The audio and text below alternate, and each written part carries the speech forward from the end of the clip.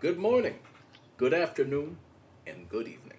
Whatever time of day you're choosing to watch this, thank you for being here. I'm Jacob Avillion. I am joined by the most handsome co-host in the game, Brayden McClellan. We are here. We are back. It is Tuesday, September 17th. Week 2 is in the books. We got stuff to talk about. But before we talk about any of that, Brayden, how we doing? We're doing pretty good. We just got a haircut. Yes, sir. Clean. Lined The up. beard is lined up nice. Mm-hmm. Clean. We're looking clean. We're looking good. Um, let's see. I'm trying to think if anything's been going on that wouldn't fall under what we've been on. Mm. Okay. That's always the challenge for these intros Yeah. here. Some things could apply later on, perhaps. Um,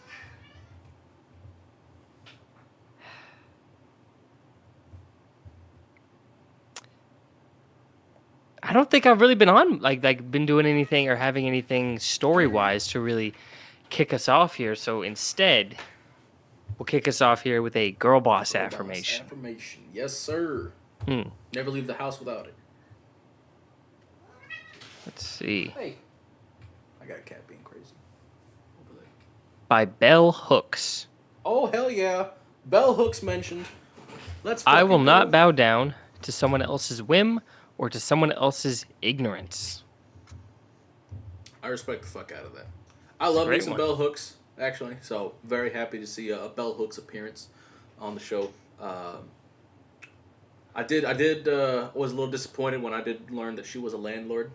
She only owned like 3 properties, I think, but I was like the one L she ever took in her lifetime. But yeah, shout out Bell Hooks. Very happy to see a Bell Hooks mention. But I gotta read some of her books. Been meaning to. But anywho, good quote. Good quote. I fucks with her on that one. Yeah. So now the question is, how you doing?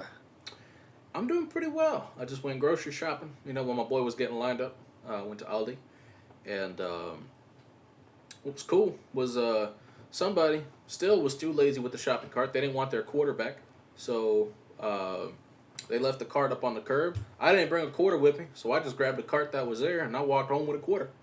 So now I got me a quarter in my car that I can use anytime I go. But excuse me. So went to work this morning. I wasn't feeling great, but then the natural healing properties of ginger ale cured me. So feeling That's better. what my mom always got us anytime we felt sick. Absolutely. Always Snag a ginger ale. Soda in general does have like slight medicinal properties to it. That's kind of like what it was made for. Like, Coca-Cola was invented to I think treat like it was either heroin or meth addiction. Probably heroin because that was probably a little more common at the time. And it worked. The problem is people are now addicted to cocaine because that's what was in the Coke. Problem. Whatever. Our pets just came into frame at the exact same time. By the way, It's cute. I They're don't think syncing that's up. ever happened before. That's pretty fucking impressive. He left. But yeah, I felt better afterwards, and then I went home, jumped in the shower, and then went grocery shopping, and I got home at about the same time you did. So, lined up pretty well. Put all my groceries away. Ate just a little bit. Snacked a little something. Tomorrow, I'm gonna be trying my hand at a stir fry for the first time. I bought some peppers. I bought some chicken. I still got some pasta in the pantry, so I'm gonna get to cooking. I'm gonna get to work on that, and we're gonna see how it goes. But I bought 3 different sauces I could use for the stir fry. So we'll see what I end up choosing. But man, am I excited!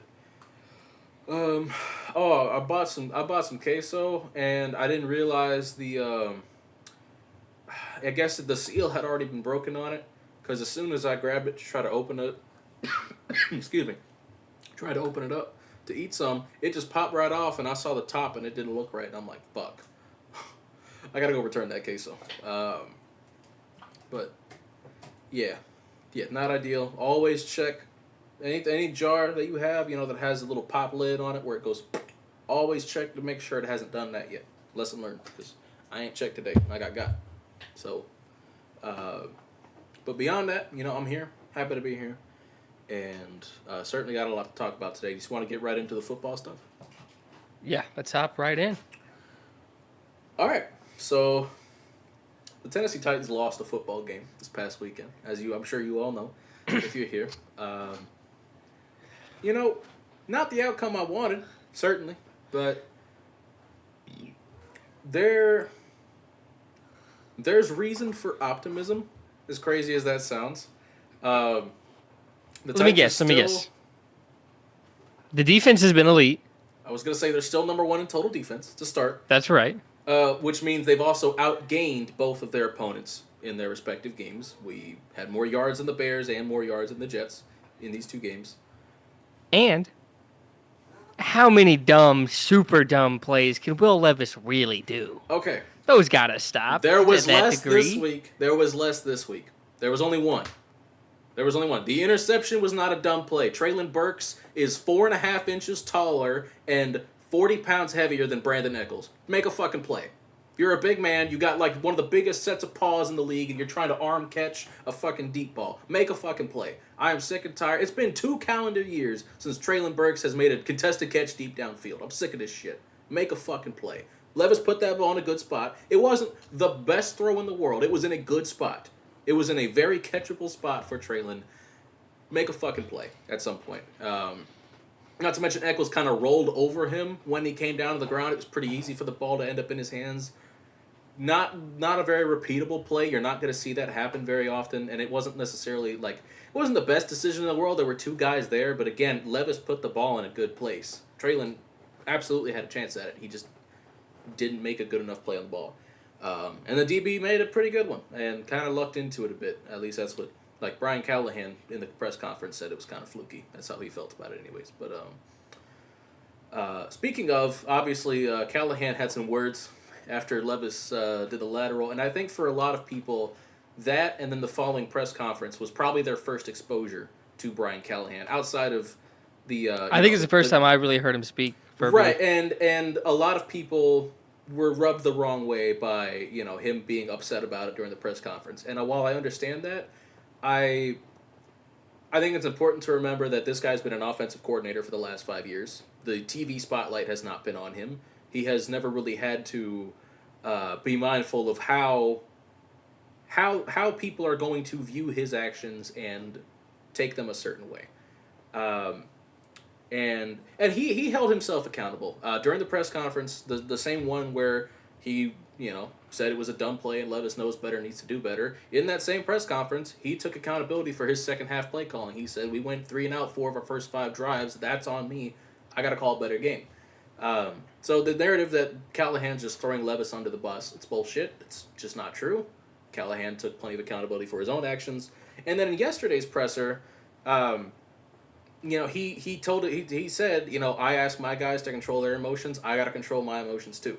I didn't want to make that mistake about Will. I was just upset that, the play had happened after the play the previous week. But, I got to be better because, people are going to see it and they're going to think it's the worst thing in the world. But Brian Callahan even said right before the next drive when he went out there, he said, hey, I love you, man. It's all good. He got mad, and of course he did. I got mad too. Every Titans fan got mad watching that play. And everyone else thought it was funny as fuck. Everybody else thought it was fucking hilarious. And the picture that came of it, 2 weeks in a row, he's provided 2 of weeks. two of the greatest. He can't be getting pick of the week every week like this. No. You fell to his knees and then also feet above his head throwing a lateral. You can't do that. Parallel to the ground. Airborne. It's fucking insane. But anywho, yes, the lateral was awful. But I do think the interception, which was the very next play, which I think is what makes it look worse for a lot of people, is that the interception was the very next play. That was a relatively good ball. And again, it was in Traylon's hands, or it was in his arms at least, because he didn't try to catch it with his fucking hands. He tried arm catching a pass 50 yards downfield. That's not Will Levis's fault. I'm sorry. It just is what it is. We haven't seen Traylon make a catch like that since he made it on Cam Taylor-Britt in his rookie season, and then the week before he did it to Jair Alexander twice in a game, and then did the too little thing too. I need Traylon to be able to give another elite corner the too little emote again. Do it again. Whatever. Speaking of Cam Taylor-Britt, by the way, one of the greatest ball don't lie moments we've seen in recent memory this week when he said Xavier Worthy, all he does is run fast in a straight line, and then he ran stride for stride with Xavier Worthy and got a one-handed interception. Ball don't lie. That was awesome. But Anywho, It sounds like a good segue into that category. I was gonna say real quick, just to finish up here. Uh, Levis played better than he did last week. Inarguably, he played much better. J.C. Latham played better. 0 pressures allowed this week. NPF, on the other hand, PFF says he allowed 9 pressures. Next Gen Stats says he allowed 13. No matter which way you look at it, if it's 9, if it's 13, if it's somewhere in the middle, that is fucking insane. That's bafflingly terrible. Will McDonald had 3 sacks in this game, and I think he had all 3 of them on NPF. He just abused them. Ridiculous. Just a really horrible outing. Excuse me, from him. But seeing Latham play better this week was really encouraging. And Ridley had 2 touchdowns. Kind of dropped one, but at the same time, like Levis it was kind of a piss missile. It wasn't really like laid in there. It was still, there wasn't much of an arc on it. It was still kind of going forward as it went through Ridley's hands. So it was like, yes, he could have and should have caught that, but it wasn't like in the breadbasket. It was out in front of him, and it had forward momentum, not downward momentum. So I understand why it wasn't caught cleanly. And he made up for it like 2 drives later with a great catch between 2 defenders. But anywho, we're playing Malik Willis, and then we're playing Skylar Thompson, and then we have a bye week, and then we're playing the Colts without DeForest Buckner and without Juju Brents. So, I mean, there's got to be a win in there somewhere. All right, it's got to be. We're playing the Colts off a bye week. They've allowed 237 rush yards per game so far to start to see. I mean, something's got to give somewhere. We'll figure it out. But anyways, young coach, young quarterback, they're both still figuring it out. The defense is great. If the offense can hum just a little bit, there's reason for optimism. We'll see. We'll see now if we can't move the ball, if we lose to Malik Willis, you know what the conversation's going to be. It's going to be fucking ridiculous. It's got to be some bullshit. But anywho, let's get into Revenge game Malik Willis. Let's get into the other stuff here. Let's get into the fun stuff. Which one do you want to do first? Do you want to do best win? We'll start on a high note. Sure, positive. We can do best win. Do you want to go first? Or want me to go first? I'll go first, but I have something to add because I know what yours is, and I have something I need to say when you're done talking about it. But my best win for week 2, I had a lot of fun with this game. My best win for week 2 was the Atlanta Falcons over the Philadelphia Eagles. Yet another successful Nick Sirianni hate watch in the books. Yes, sir. That was awesome. Saquon Barkley had a chance to ice the game, dropped the pass. It was a little out in front of him. It wasn't a great ball by Jalen Hurts, especially since it was a check down, like that you should be able to throw that. I mean, it was a throw by Jalen Hurts. Yeah, in all fairness, yeah. Not a great throw by Jalen Hurts, so another successful Jalen Hurts hate watch as well. But Saquon drops the pass. The Falcons get down the field in like 30 seconds. They're in the red zone. Just great ball movement from Kirk. Darnell Mooney was clutch on that drive. Drake London, of course, had the touchdown catch. Insane route, too, on the touchdown. Great route there. A good throw from Kirk. And then about 30 seconds left, Eagles, Jalen Hurts throws a pick. And they have 1 timeout left. There's like 27 seconds left in the game. Atlanta kneels it down. And this douchebag called a fucking timeout. Yes. This is why people don't like Nick Sirianni. What the fuck are you calling a timeout for? You need Kirk Cousins to have 1 less rushing yard in his stats? What the fuck is wrong with you, dude? You want your defense to have 1 less yard? Like, go fuck yourself. That's insane. That's fucking insane. That's Nick Sirianni. That's Nick Sirianni. That's exactly what this is. That's Nick fucking Sirianni. But anywho, hey, Nick fucking Sirianni. Great clutch drive from Kirk Cousins, especially considering he did not look good last week. He didn't look great to start this game. It's nice to see him, really show out to end the game, finishing high, finishing strong, carry that momentum into the next week. And, good for them to get in the win column after losing their opener. So, great win for Atlanta. I'm excited about their season again. Bijan looks incredible. Yes. And Darnell Mooney Dude, when they would give it to him, he would just fucking run that bitch for like 10 yards a clip. Mooney looks like he's back. It felt like. Mooney looks all the way back. Drake London is still Drake London. And Kyle Pitts, I think, only had 2 catches in this game, but, I think he had 3. I think he had maybe 1 on that final drive. He did have 1 on the final drive, but I thought he only had 1 before that. But I don't know. I can check later, but excuse me. Yeah, great win for Atlanta. Very happy with the results there. Let's check right now real quick. I haven't fantasy. I can take a look.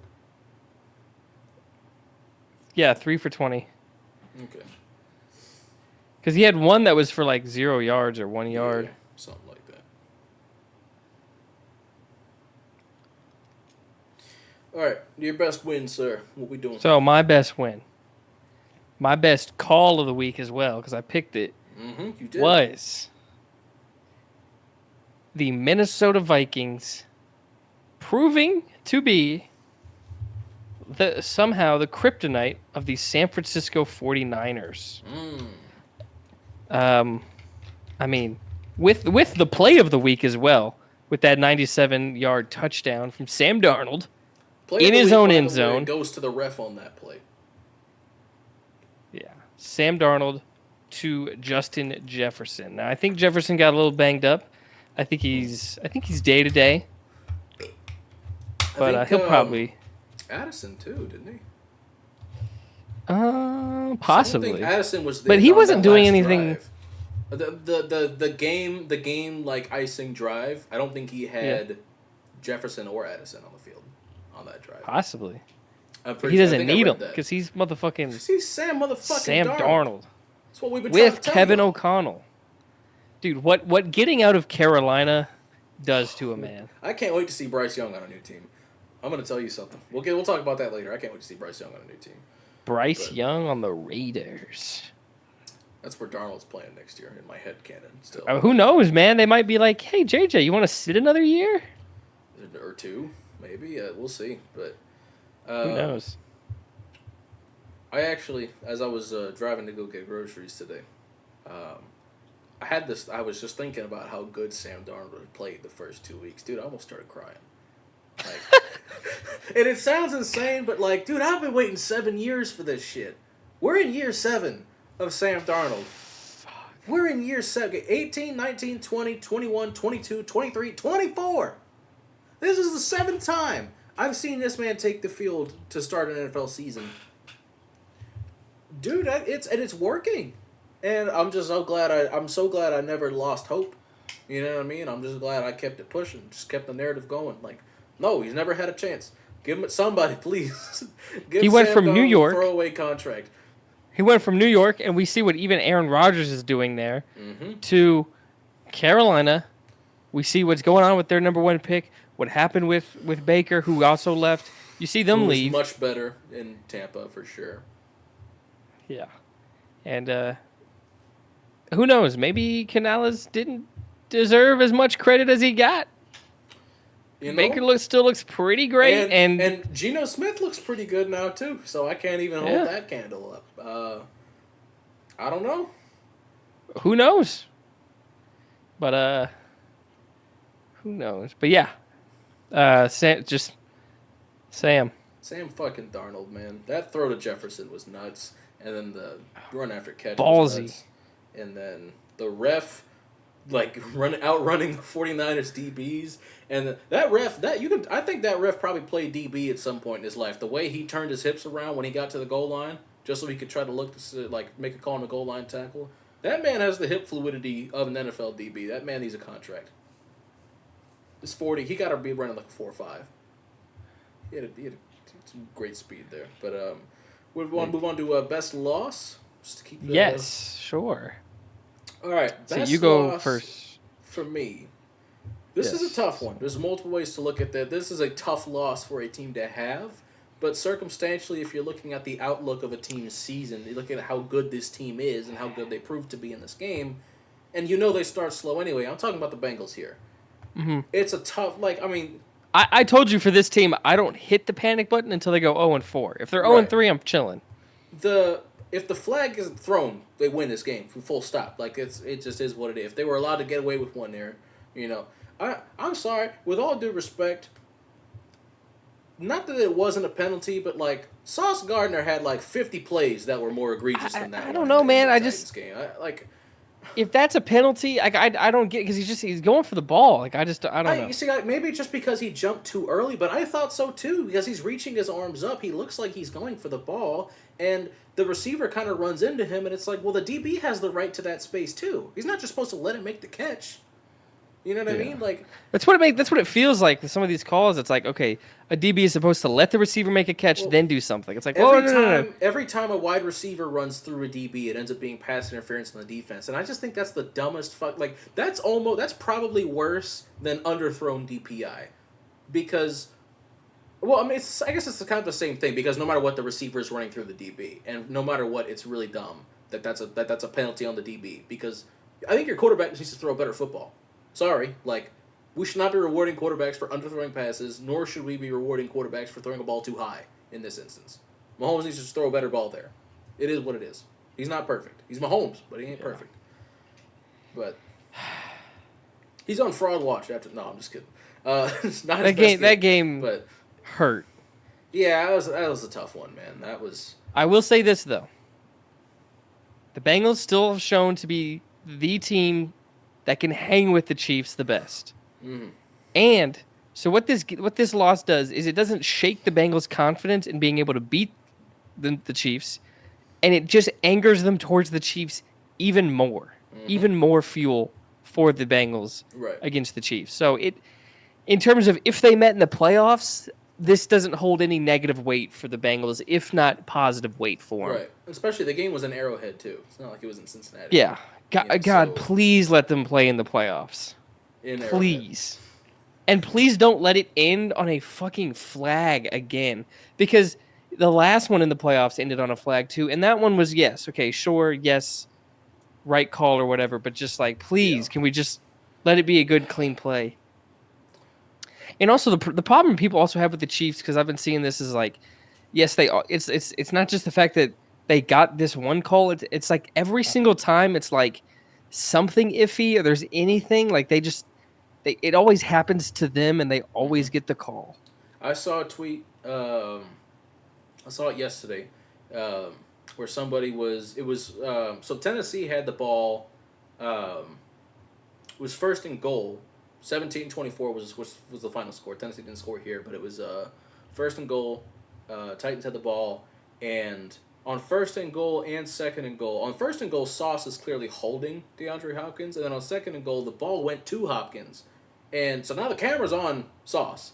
He's hugging him before the ball gets there, and the flag is not thrown.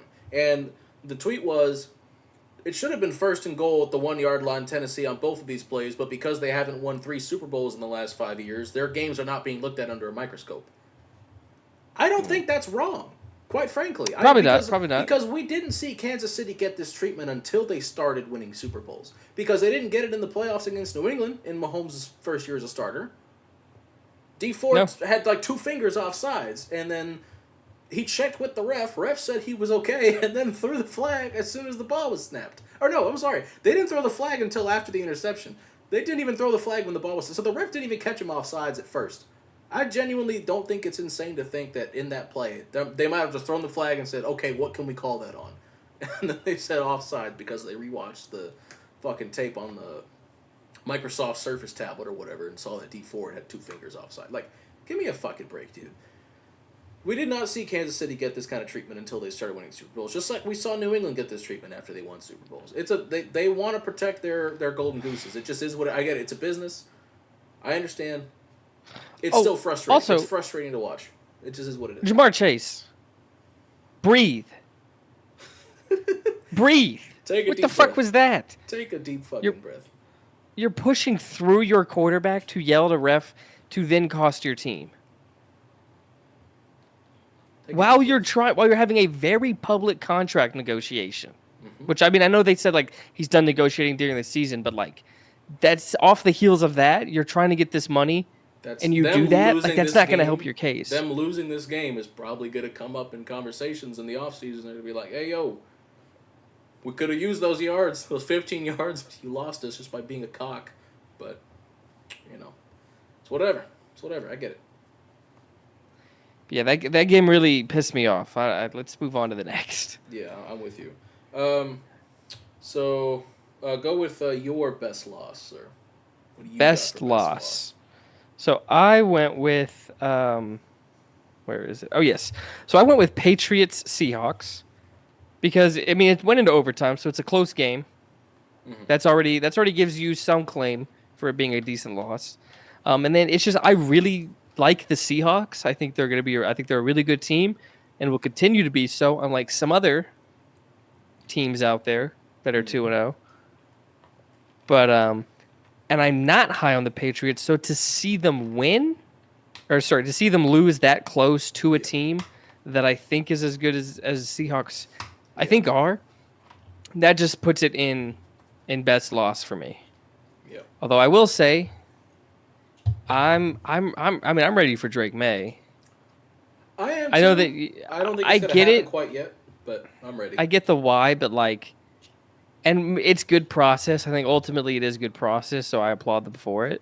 He's gonna play But like, at some point. He's not. but like, damn, I want to see him now. I agree. Give me that big, thick white boy, because maybe he could throw a touchdown pass, unlike every other rookie quarterback. Yeah, you're right. There's Right. rushing. There's like Bo Nix and Jaden Daniels have some rushing touchdowns. Yep. But not a single rookie quarterback has thrown a touchdown yet. Yep. Maybe Drake May could change that. Get the White King in there. We'll see. Hopefully he'll figure that out. Jalen Polk got his first career touchdown pass in that game as well, which is good to see. You always want to see the receivers you draft catch touchdown passes. He's already tied Traylon Burks in career touchdown catches. So, good for Jalen Polk. Unrelated, I think I need to get a Sam Darnold Vikings jersey. Like, I think I need that more than air at this point. Dude, if I had money, I'd have so much more jerseys than I do. Dude, let me. I gotta save. I gotta save up for a Darnold Vikings. Because I still need a Kyrie Mavs jersey. I need a Derek Lively Mavs jersey. No way in fucking piss and hell am I buying any Cowboys jersey right now. I would get an Ogunbowale Dallas Wings jersey. I still need a fucking Jordan Love jersey at some point, but I'll wait for him to. I'm going to need a Paige Becker's Dallas Wings jersey. If the basketball gods would be so kind to put Luka and Paige in the same NBA city. It'd be pretty cool. It'd be sick. I think she had a stalker get arrested today. Yes. Good. Get that sick fucker off the fucking. Hell no. Oregon. Oregon. He fucking. That's across the country. From Oregon to Connecticut. That is literally Christ, completely across the country. That's fucking insane. That's absurd. Dude, I have never been in a relationship. I feel very lonely. I don't know how you get to that point. I don't know how you get to that point in any capacity. I don't. What the fuck is wrong with people? In the wise words of Uncle Ruckus, leave that poor white woman alone. Okay. Jesus. Yeah, they went for the White Queen, brother. Just don't like. And the jokes people are making about it, like y'all, settle down. Like this is. All the jokes were. My bad. I haven't been caught. Dude, yeah, it's like, man, what are you talking about? FBI? You show up to my house. Shut the fuck up. Shut the fuck up. Okay, please. Oh my god. I don't know. I think it's near the line, but I think they're all right. I mean, you could give it some breathing room. I think, but I get it. But yeah. You want to move on to worst wins here? Worst win. Yeah. We kind of have a similar theme going with worst win here. And it's, to me, it's fool's gold. In this case, it's fool's black and gold. I got the Steelers win over the Broncos. Beating the Broncos by 3 does not move me in the fucking slightest. I totally forgot to bring this up, and it's connected to this one that you're talking about right now. But when we were talking about Chiefs, Bengals, another reason not to be worried about that is because the Ravens also lost. We don't have that mentioned anywhere. The Ravens lost, that was a tough so loss they're 0-2. And the Steelers, they haven't scored an offensive touchdown. This is going to get into what you're saying, obviously, right now. They're 2-0. I have zero concern. They scored an offensive touchdown. Did they? What's his name?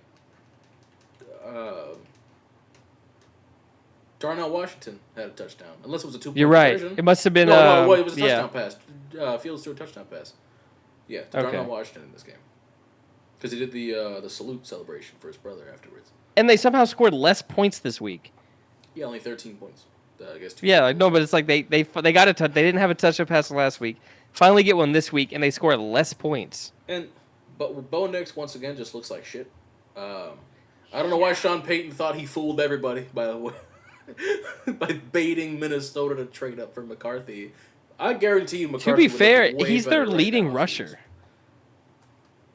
That's just, I mean, Denver's kind of doing a committee like running thing right now. It's a little weird. Like they're not running It Javonte should be Williams as both. often. I'll tell They're you that doing. though, regardless of committee. I think they need to just buck up and give Estime more carries. I think Audric Estime looks really good. I don't know. Either way, I think it's not a great offense, and I don't think Bo Nix is very good. Um, Leading rusher, sure, but he still sucks at throwing the football. But that's my been the point. case. Like I feel like but I'm saying like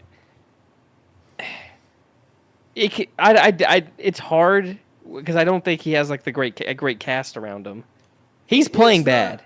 It's not the world's greatest cast. It's a below average receiving core as a whole, and I mean you got Garrett Bowles, but other than that, it's probably a below average offensive. Oh, you got Quinn Miners too, but like.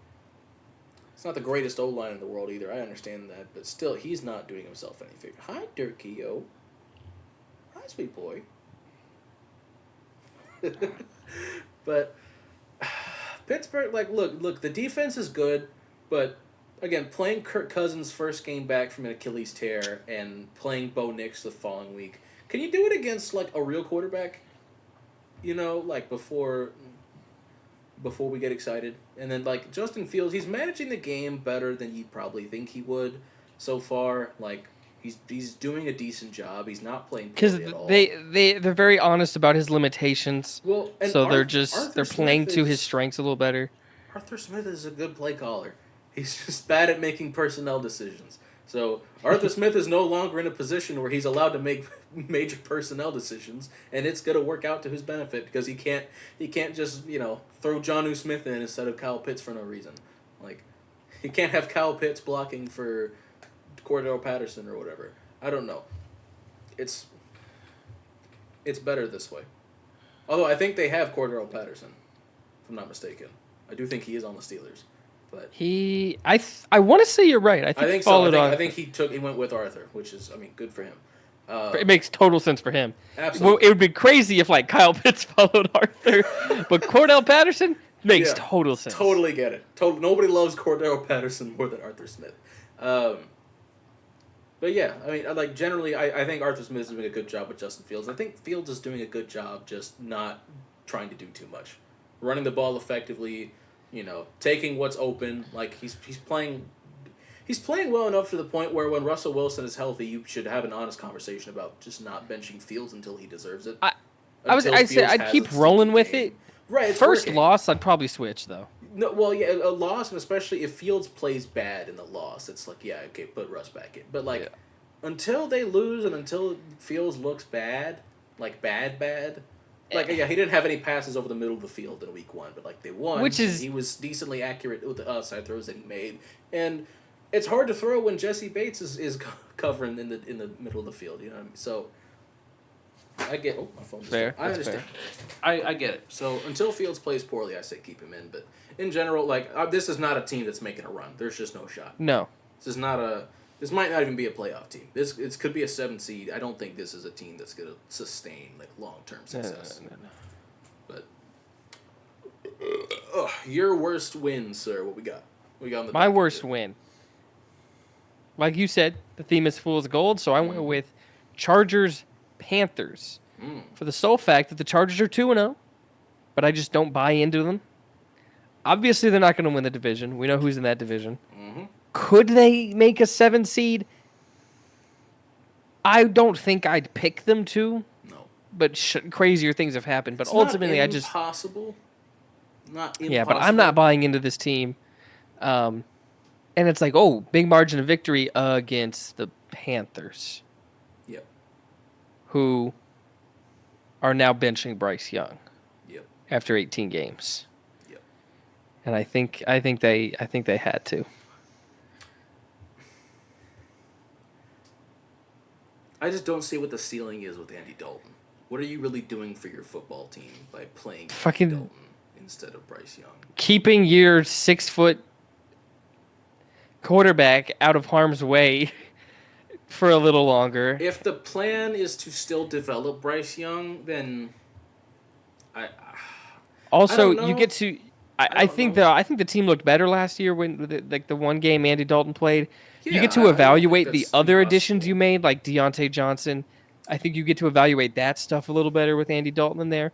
And then there's also the possibility of it looks just as bad with Andy Dalton, and the Hmm. fan base gets to be like, okay, yeah, right, let's play with the young, let's play the young guy then, because there's a chance for development there Hmm. instead of sticking with Andy. So even if it's just as bad, I still think it's the right move because then you get to turn to your fan base and be like, guys, grass isn't greener with the other quarterback. Let's keep playing the young guy with potential. Yeah. So either way, I think it works out. It's tough. I don't want to give up on Bryce, but like maybe there's just something in the water in this Panthers It's organization. Carolina. 100%. Just He could pull a Baker Mayfield, a Sam Darnold. If you want to go to the just get high him end, somewhere else, if you want to go to the please. high end, he could pull a Drew Brees if Yeah, somebody were to do that. yeah. Just Like get him out of Carolina. get him out of Get him out of Carolina. Carolina. That's everyone. I think everyone, even Bryce Young haters, are probably just in agreement of like, get him out of Carolina. Put him. I don't know. Put him on the. Well, I was gonna say put him on the Giants. I don't think that'd be a great fit either. Like, give him a give him a team with a little better offense. Like maybe Look, Raiders is not a bad idea. Um, Well, it wouldn't take much to get him. So the Giants are going to have a terrible record. They could spend high draft capital I on the don't offensive line know. and get Bryce Young. I don't know that his value is completely cooked at this. Like, I don't think you're gonna get him for anything less than a fourth. I think it's gonna take a third. I You don't think think third? I don't think you're trading like a seventh round pick for Bryce. Well, Young. what did Trey Lance go for? I think a third, right? Fourth.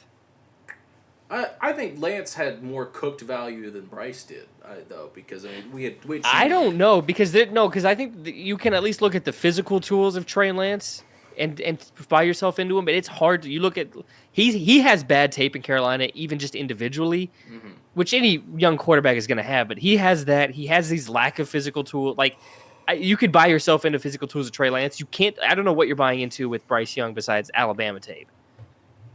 Which is really fucking good, by the way. Oh, great! I I mean, just yeah, need to throw that out there. His Bama it was a team- fourth round pick for Trey Lance. I really hate the revisionist history people are doing with Bryce Young and C.J. Stroud because C.J. Stroud's been a much better pro, and it's like the conversation was not open and shut prior to the draft. It's not like the Panthers were universally called stupid for taking Bryce over. No, there was No. a very large contingent of people who thought Bryce Young was the best quarterback in the class, and it is ridiculous to insinuate otherwise. All right, you like get off your fucking high horse. I mean, people were calling him the Steph Curry. I just find that shit so annoying. Like when Yeah, no. like sure if your take was I don't think Bryce Young is gonna be good in the NFL and I think C.J. Stroud's gonna be incredible. Okay, And you have get evidence of that. You get to then sure you get to take a victory lap on that take being right. But like you So don't get to rumors are pretend David that, Tepper's wife might be able to be doing that. that's interesting, but. I can't remember. I might be going crazy, but I know at least I But think Frank Reich also might have been on CJ Stroud. That's what some of I the heard rumors about were. that even before the draft was that Frank Reich wanted Stroud, but I think a rumor has come out that everybody else in the everybody Panthers on the staff wanted Stroud. Like, okay, maybe the Panthers, like, organizationally, except for Tepper, really like Stroud. I don't know. But the point I was making was, like, yeah, you personally, if you really like Stroud and didn't like Bryce, sure, take a victory lap. But please don't insinuate that everybody knew this. It was bullshit. I mean, to be fair, I mean a lot of like people have been watching football for however long. Like a lot of old heads definitely did not like Bryce Young well, because of his size. Because he's, like, 5'4" or whatever. Like, I understand. But... I don't And know, he it's doesn't. not He like just doesn't make up for it with anything, physically. Like with Kyler Murray's height, watch Kyler Murray run around. He's got... Oh, quick there's feet, the makeup. He's got... Well, and even... He has, like... He's got great burst. Kyler just like as soon as his And, feet like- start shuffling, he's fucking zooming. Right. And then Baker's a little stockier, and I think he also has just better arm talent. Oh, way better. Sure, it's not like it's not the cannon, but like he definitely It's has the arm not- talent of like making any throw. Baker has a tier 2 arm, I think. Like I don't like it's not Josh Allen. It's I think not it probably also gets Patrick underrated Mahomes. just because you're like, Right. well, he's short. It can't be that strong. No, but he's got like he does hold the okay. Well, people use this a bit too often because like Somebody will say, "Oh, Josh Allen's got the strongest arm," and somebody will say, "Well, Baker Mayfield has the record for longest pass." It's not like Josh Allen's just for throwing the ball 80 yards because he wants to. No, you're gonna do that when you have like situational football. It was a long Hail Mary for Cleveland, and Baker overthrew it. Like, it is what it. Nobody who's watched them both, the velocity on their throws on a regular basis, will tell you that Baker Mayfield is a stronger arm than Josh Allen. But Baker does have a. Josh Allen's the strongest arm I've ever seen, I think. Yeah, Baker has a. Well, I think Joe Milton's in the conversation. Truly. I do think so. And I think if we saw Joe Milton get NFL snaps, it would. I haven't watched him. If you watch his, for better or for worse, if you watch his Tennessee team, you'll see what I'm talking about. It's bad, but it's like impressive. I think for like the best or top of any trait, there's in most people there's still like a threshold of being a good player. Well, yeah, if you're looking at conversation. Talent, if you're looking at arm talent, no question about it, Josh Allen's probably the greatest ever. I would argue, but God. Imagine that golden arm being wrapped around you as you play female Hawkeye. I'm sorry. Did I just pretend to be somebody real quick? I don't know. Whoopsie daisies. But let's go ahead and get into. You did your worst win. Yeah, you did the Chargers. Yeah. We got to do worst loss here. Worst loss. This one pains me, but man, the Rams might be fucked this year. They're fucked. Oh, that's another team that you could see a quarterback go to as just like a takeover for Stafford. Maybe if it's not year one of whenever you acquire this player, maybe not that first year, but Stafford's, who knows how long he's going to be around. Kevin O'Connell throws his old coach a bone and trades J.J. McCarthy to the Rams. I'd love it. I would. That's more than just a bone. I would love Darnold. You throw him a meal. I would love Darnold or McCarthy in the Rams. I don't like. I need one quarterback to leave Minnesota and go to L.A. this offseason. I don't care which one. Preferably Darnold because I do want McCarthy to ultimately take over in Minnesota, and I know Darnold would have success with the Rams. So like, give me Sam Darnold throwing to Cooper Kupp and Puka Nacua. That's gonna be so sexy. I hope it happens. Which Stafford doesn't get to do. Yeah, because they're both hurt. Which is what they're I'm. on IR, They're 0-2. 0-2. Your two best players on offense are hurt. I mean, he's still Kyron Williams. You still have Matt Stafford, and you still have Sean McVay, of course, calling the plays. But dude, I saw a picture of their current wide receiver room, and it was just like I was like, dude, I think I've seen these guys when I was just walking around at Walmart. Tutu Atwell, wide receiver 1. Let's go, baby.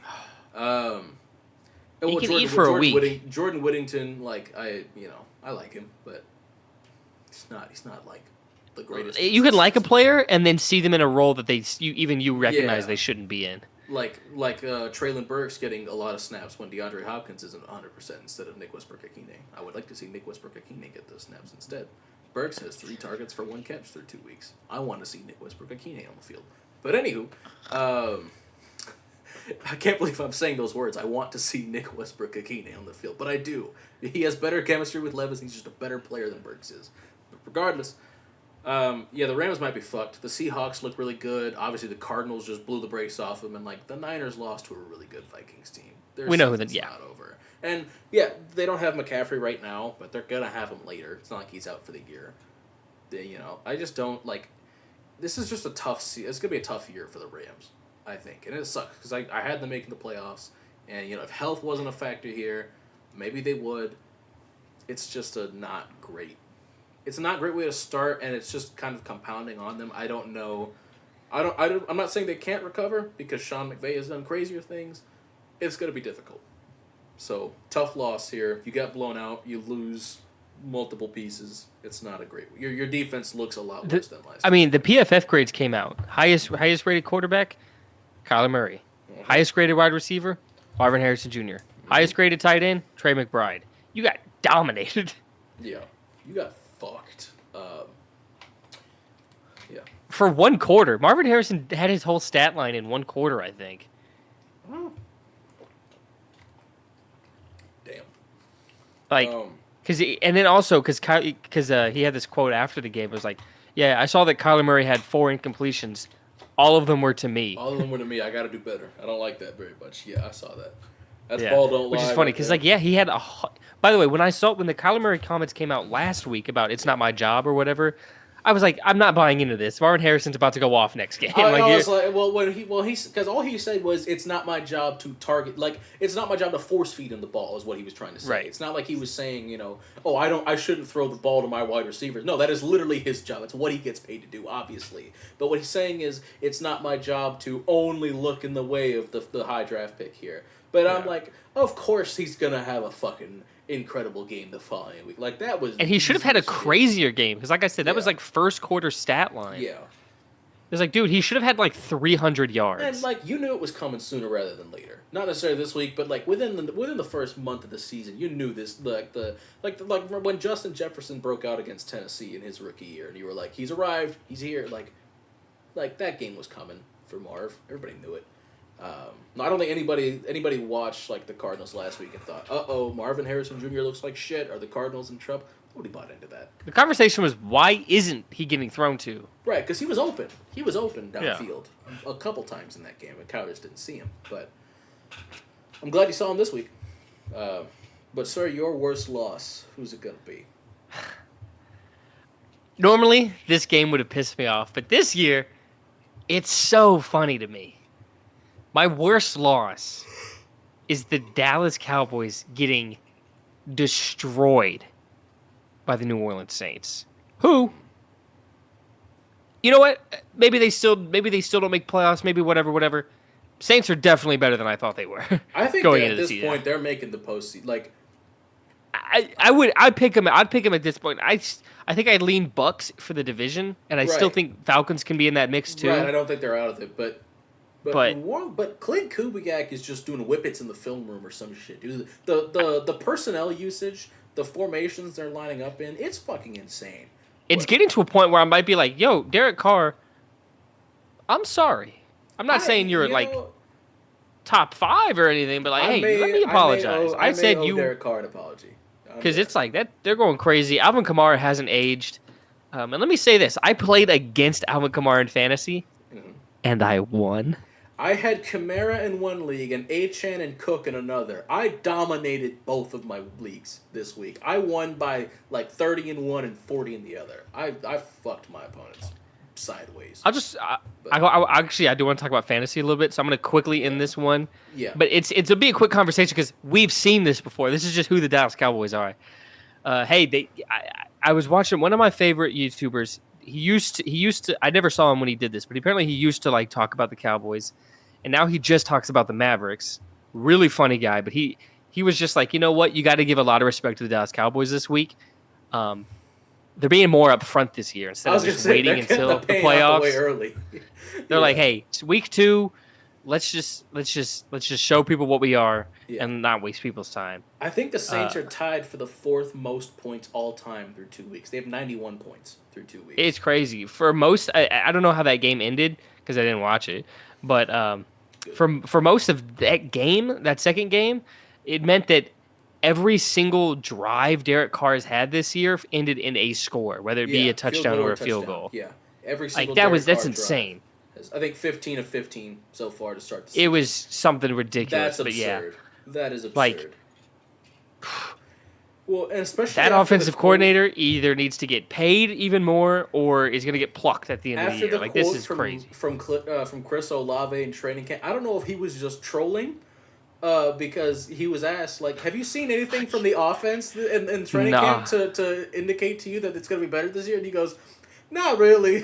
Like, he's either... That was one of the things that made me go, yeah, the Saints are done this year. He's either a generational troll or Clint Kubiak he just started snorting shrooms in the film room, like, right before week 1, and then all of a sudden he's like, I've got it! And then it's... got it. I don't know. He spent 1 year with Kyle Shanahan and went, oh, okay. This is how you do things. All right, so... Yeah, Trayvon Diggs talks shit about Chris Olave before the game. That is a ball does lie moment right there. It was like, so what challenge does Chris Olave pose? Is that a trick question? Shut the fuck up. Shut the fuck up. You got smoked. You got smoked. And then, Micah, bias aside, I really think you can be the best defensive player in the NFL. Mm-hmm. I don't think this happens to the Browns defense with Myles Garrett. I don't know if it happens with the Steelers defense with T.J. Watt, obviously. I don't even think the Raiders let this happen with Max Crosby. Micah. What the fuck? The Browns did let and that I get happen, it. actually, in the playoffs against Houston last year. Houston hung a 40-piece on them. That's true. You know, you're right. With a former but I don't know, but assistant turned offensive coordinator. Still, I don't know, but like even then, that one, I don't know, dude. I just don't. It's just so funny hearing some of the talk after week 1. Yeah. About what the Cowboys did to the Browns. Yeah. And it was just like I said, I said it. I was like, I've seen this before.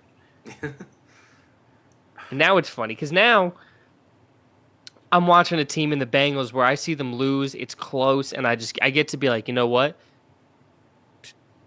Could still do anything. But the Cowboys, is you just see them lose, and you're like, oh yeah, that's what they should do. Yeah. Which is funny because regular season wise, they've been great over the past couple years. Mm-hmm. But like I told you, I mean, Mike McCarthy's gone. They'll probably get Bill Belichick. Dak Prescott should not be the highest paid player in NFL history. No, probably not.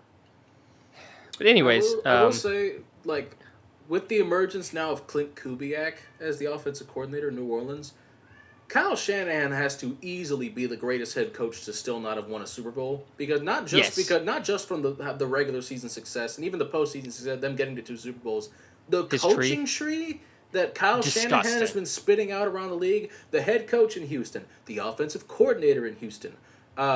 You could tie Sean McVay. They're kind of separate branches of the tree. He's not really a disciple of his, but like, you know, you've got you've got Clint Kubiak. You have Clay Kubiak, who's probably going to be next in line for 49ers assistant that gets an offensive coordinator job next offseason. Matt LaFleur, I know he's not the best coach. I know he's not. He's more of a Sean McVay disciple, though. He was McVay's offensive coordinator. I guess it depends on how you draw the tree. I don't know, because they were together in Washington, you know, same with, you could tie, I think Mike LaFleur coached under Shanahan directly in San Francisco for a bit, so, but not that he's, like, a great offensive coach necessarily, but, yeah, just like the Shanahan coach, you could say Robert Saleh, too. He's currently got 2 head coaches, in the league. He's going to spit out 2 more probably this offseason with there's no doubt he's Bobby Slowick is going to be a head coach probably this offseason, and then Clint Kubiak is on his way. If you score 40 points every game, you're going to be a head coach next year. So he's looking great. But then I think that's all I got for those games, but I do just want to quickly go over some fantasy. I went 3-1 this last week. The exact same I did the week before in the same leagues. I'm 2-0 in 3 different leagues, and then 0-2 in this other league. My cat done. But in the league that I'm in with Gabe, I am the only team that's 2-0. Oh hell yeah! There's one team that's 0-2, and then the rest are 1-1. And then in the league that me and you were in together, back-to-back weeks, I had the narrowest victory. Huge. Sweaty a little bit, but in that league I'm in with Gabe, I wanted to list my running backs to you. Mm-hmm. These are the running backs I currently possess. I have Jahmyr Gibbs, Aaron Jones, Jordan Mason, Nick Chubb, J.K. Dobbins, and Zach Moss. Pretty good. I kind of am thinking about trying to trade one away for a quarterback because I have Jordan Love who's hurt, and then I have Tua who just got hurt. And I put in I put in a waiver claim. Oh yeah, that's the other thing. My team is a curse. Interesting. For quarterbacks. Week 1, I play Jordan Love. He gets hurt in that game. Week 2, I play Tua. He gets hurt in that game. I do have a waiver wire claim for Baker, who's still available. I don't know if I should just try to get him and run with it, or if I should try to trade for AR, because he's coming off a bad week, and the guy who has Anthony Richardson only has 3 running backs. Gotcha. Let me see if I can pull up his team, or at least his running backs. Yeah, so this guy has Ramondre Stevenson, Kyron Williams, and David Montgomery. Oh, sorry. Bijan Robinson. I don't know why I said Ramondre. He has Bijan, Kyron Williams, and David Montgomery. So he has 3 good running backs. Yeah. I don't know if he wants a 4th. He probably should. I mean, you should have at least 4. If you got one injury, you're kind of fucked. So, Yeah, a bye week. Bye weeks will come up at some point. That too. So I don't know if I should just try to toss him one of the running backs for Anthony Richardson. He might ask a little more, like maybe an upgraded receiver somewhere. But maybe I should send an offer, like a low ball offer right now during the pod, and then see if he responds during the pod and see what his. Nice. Should I do that? Yeah, go ahead. While Who should I toss? While you're cooking up an offer, I'm gonna go ahead and go over my weeks here. Toss him whoever. I mean, it's your team. I'm not gonna. Well, I just want to know, like. Oh wait, oh never mind. You're not. That's not in the league that you're in with me, so I guess I could help you. Yeah, this is a different one. Because I have Jahmyr Gibbs, Aaron Jones, Jordan Mason, Nick Chubb, J.K. Dobbins, and Zach Moss. I'd say probably try to. I think Aaron Jones is a pretty good chip piece there. Also, if you ask me which one, besides Nick Chubb, who's hurt right now, like which one gets hurt, probably Aaron. I probably would say Aaron Jones. He has a history of it. Yeah. Well, J.K. Dobbins actually probably the most likely to. You're right. Actually, you know what? You're right. I just feel like this year's different. I don't know what it is, man. He's due for one healthy season eventually. I just feel like I guess that's what I feel. Like I feel it strongly that I'm like, no, this is the year he's healthy, dude. Hold on to him then. But I had I won in the league that we're in together. I won 153 to 118 because this one I had Achan. I had Cook, I had Bijan, I had Calvin Ridley as well, who had almost 25 points. I had a great week. Jets defense, of course, had 12 points. I did start the Jets defense against the Titans, and we had 2 turnovers and 4 sacks and a blocked punt. So, yeah. I'm gonna send him Zach Good Moss. defensive performance. Yeah. I also had Debo, who had 18 points in this game because he had 8 catches for under 10 yards. He also lost 10 yards on 2 running plays. But, Bijan had a decent game. Caleb Williams didn't, but, I mean, neither did Will Levis. Will Levis only would have got me 3 more points. I had Devontae Adams on the bench, who had a great game. You had him on the bench? Well, because I didn't know if... I probably should have played him over Amari Cooper in hindsight, but I think he was, like, doubtful or something. With as big as a Deshaun Watson hater you are, yeah, I'm surprised you didn't. Lesson learned. I'm not... Well, Amari Cooper had 8 targets for only 3 catches. Jesus Christ, Deshaun Watson. And 11 yards? I'm looking at your team right now. Deshaun Watson needs to be fucking murdered. You need to go quarterback. You need to look around. Buddy, I've already got something cooking, trust me. Actually, wait a minute. No, I need to... How do I check who's what the waiver order is right now? It just says it next to... If you go to, like, the league... Players. Okay, league. If you go to league, it'll show like the waiver wire order. You are 4th. 4. Okay, that's not bad. I am 9th. Okay, yeah, I'm 4th. You're in the playoffs right now. Hey, all 3 of us would be in the playoffs if it started right now. Yeah, I am. All right, that's fine. I am okay. I'm 4th in waivers. Hopefully, okay. Since you're 9th in waivers, I can just tell you I just put in a claim for Derek Carr just now, and I'm gonna drop Will Levis. I do ultimately believe Williams will have a better finish in fantasy than what Levis. I definitely think he gets hot. Have more. Yeah, he already improved a lot from last week to this one. He's gonna not every game is gonna be against this Houston. When's his bye week? Does he have an early one? No, I think it's 13 or something. It's late. It's late for the Bears, which sucks because it's almost a blessing now that Tennessee has a week 5 bye week. I hated it when I saw the schedule, but honestly, we need it. No, Bears have week 7. Oh, never mind. It's pretty good. Yeah, sweet. I know. Yeah. I know the Texans have. I think they have week 13. Yeah, they have a 13 or 14. It's late, but I put in a waiver claim for Derek Carr, so we'll see what happens there. But obviously, he's playing great football, so hopefully he continues after I pick him up if I get him. But the only problem is my friend who's a Raiders fan is currently 2nd in the waiver order, and I don't know. He loves Derek Carr, so I don't know if he plans on. Well, what's his quarterback situation? He's got Brock Purdy, I think, and then something else. Or no, he had Purdy in a different league.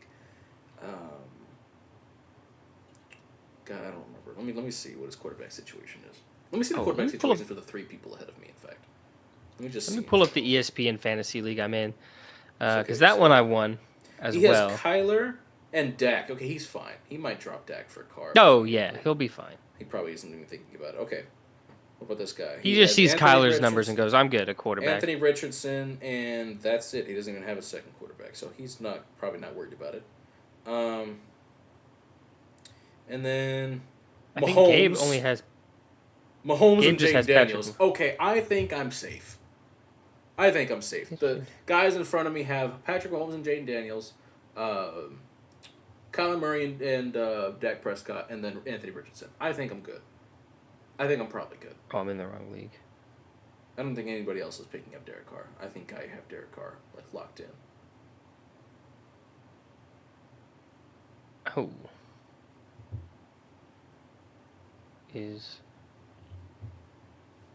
How is Gabe 8th in the waiver? Interesting.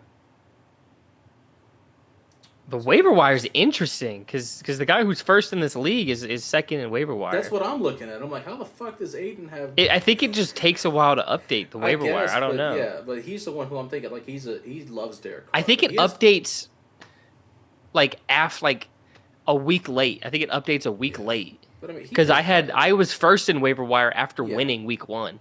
Yeah. But that's how I picked up. He has Kyler Murray. He's fine. He'll be fine. He also I has picked up Jordan Mason and. But. Anywho, yeah, hopefully I can get. Hopefully I can get. Derek Carr. We'll see, but. Sir, should we cut deep? Let's cut deep. Let's do it. Let's just do one apiece this week. Sure, why the hell not?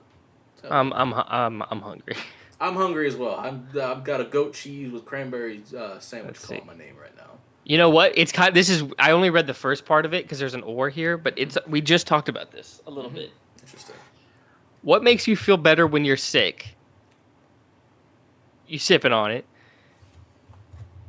Or how do you like to be taken care of when you're not feeling well? Left alone, probably.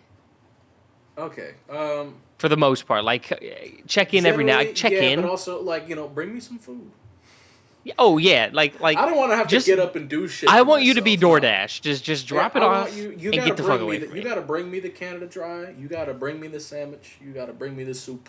You know what I mean? Give me a grilled cheese and tomato soup with some ginger ale and leave me the fuck alone for 4 hours. Tomato soup? You don't like grilled cheese and tomato soup? No, actually, I don't. I don't like. Yourself. There is very few, ketchup and salsa are the only reasons I'm okay with the tomato existing. And whoever thought about putting a tomato on a burger, go fuck yourself. You're a nasty. Especially you're a when nasty you see them man. Giant ass tomato slices on a burger. It's like, who the fuck gave me the damn tomatonator? I didn't ask for this bullshit. Tomatonator. Order a baconator, you get a damn tomatonator. It's fucking insane. But I like to ginger ale makes me feel better. But also if I'm being taken care of, bring me the food, and then let me watch my TV. You know what I mean? We got deep. Between the two of us, who is more cautious? The fuck's that supposed to mean? I don't really know. In what sense? In what? Cautious. I don't know. This is so open ended.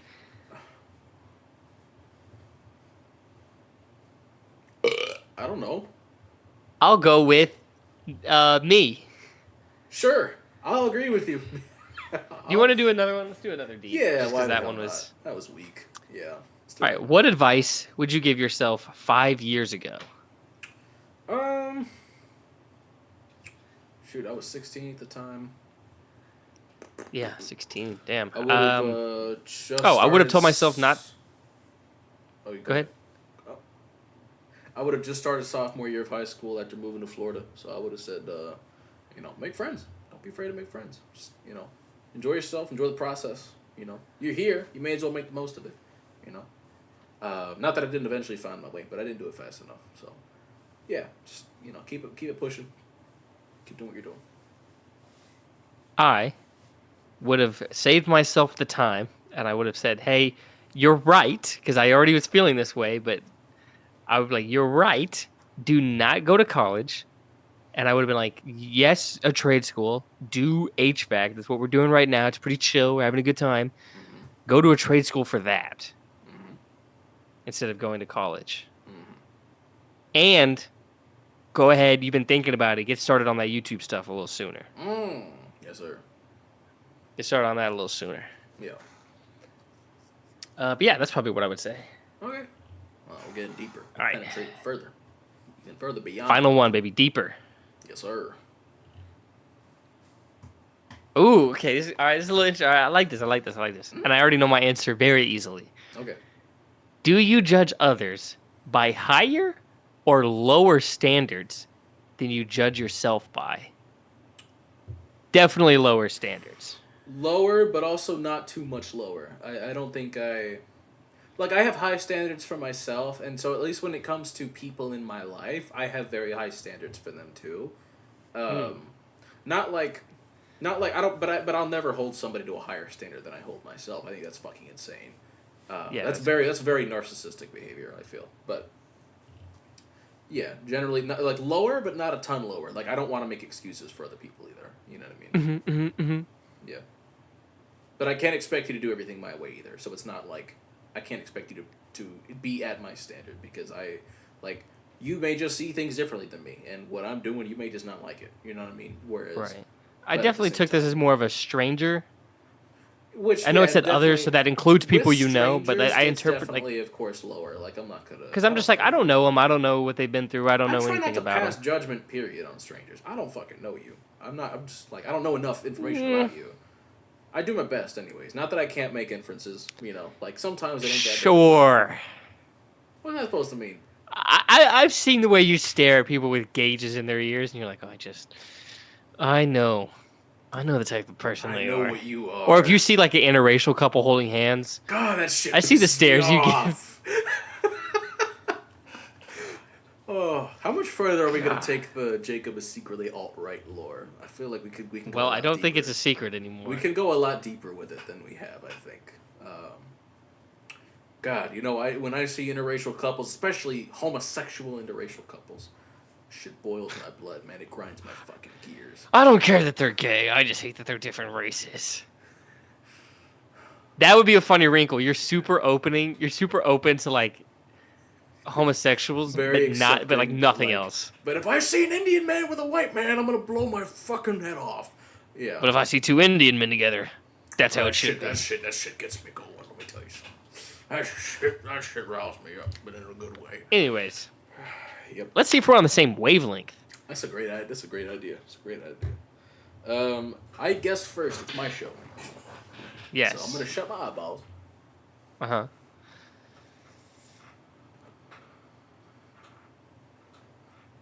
Okay, I showed a number. Okay. All right. Give me an offense 2 games to the season. Let me look up some the scores.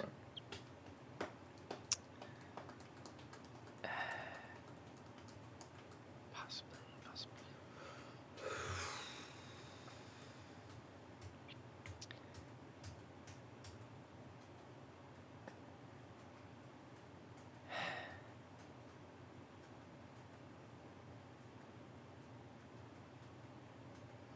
I'll go with like the Patriots. Let's go with the Patriots.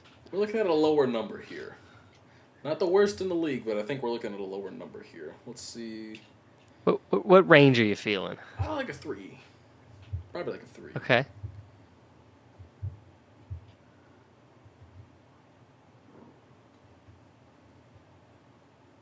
All right, let me see some.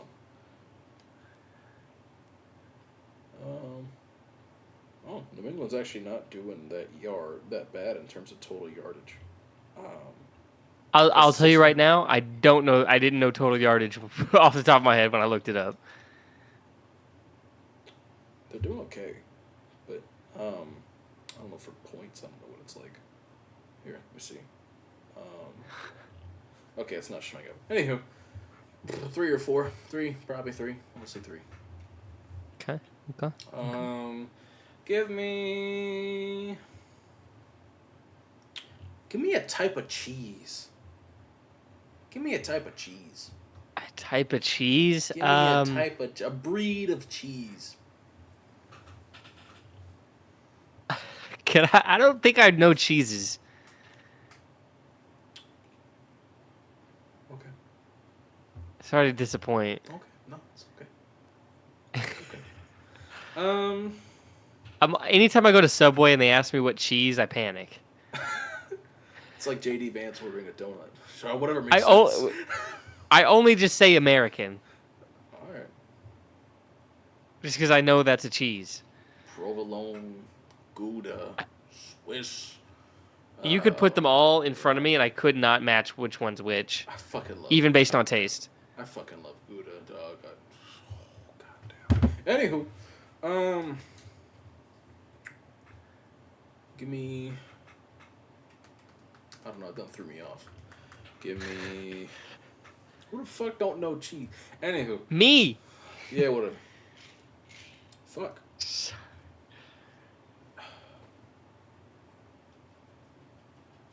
I'm gonna be honest with you. I got like nothing. Brain I is can not tell. firing at all.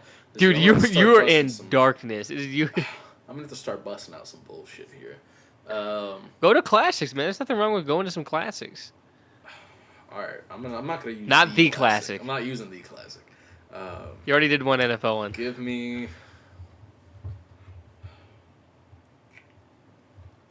me a combination of 2 ice cream flavors. If you were to throw 2 together. Combination. Mm-hmm.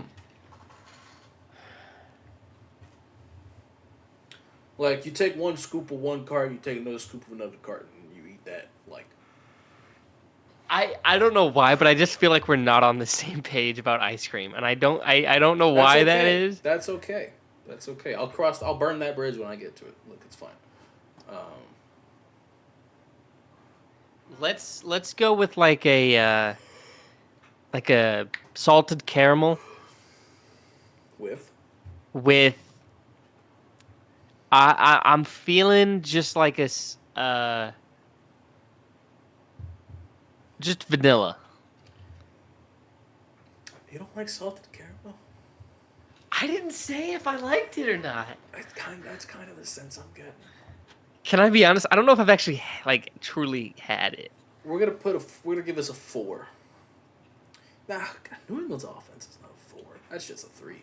If not, like, I would say 3. I'm keeping it a 3 for now because there's nothing offensive about salted caramel and vanilla. That's a very like, you could have said like pistachio and like triple chocolate or something thrown together. You know what I mean? Like that would be an unholy combination, right? But you just said salted caramel and vanilla. There's nothing offensive about that. That's like it's pretty milk toast. You know what I mean? So, all right, we're gonna go with 3. Start with 3. We're gonna stay with 3. Okay. Give me an hour in the day. Give me an hour in the day.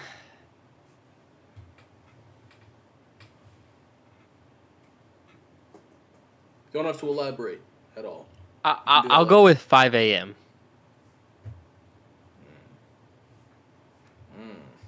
Gonna go with 5 a.m. It's not a very good hour. We might be looking at 2. Let me see something real quick.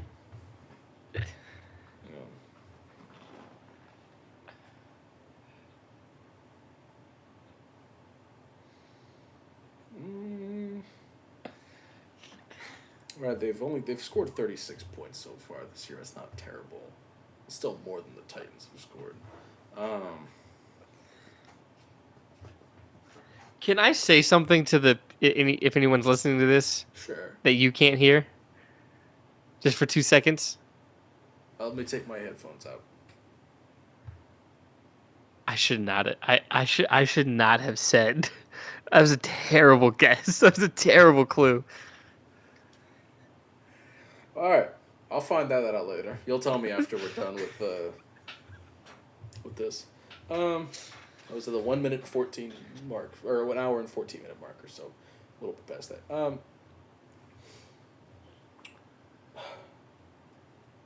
It's got 3. We'll just keep rolling with 3. Okay. I guess 4 is on the table. 4 is on the table. It's not outside the realm of possible. Salted caramel and vanilla can't be a 2. Ain't nothing wrong with that. It's got to be 3 or 4. I'm kind of thinking 4. What was the last question I even asked just now? What was the answer to? Oh, time of day, 5.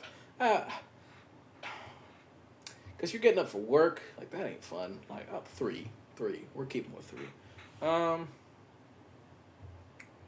Give me a soda. Give me a soda. I got my Canada Dry right here.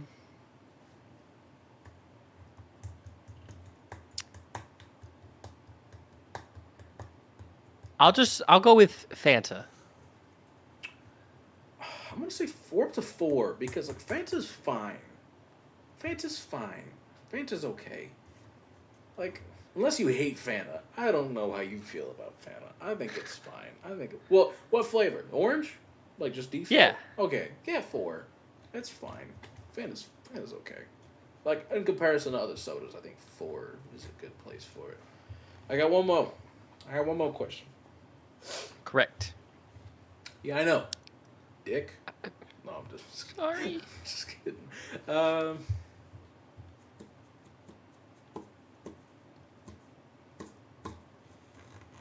We're gonna go. Give me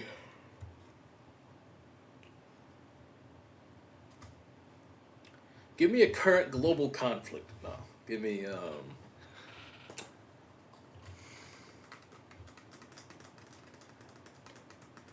of a bitch. Give me a pizza topping. Fuck it. Give me a pizza topping. Oh, reliable. Okay. Give me a pizza topping.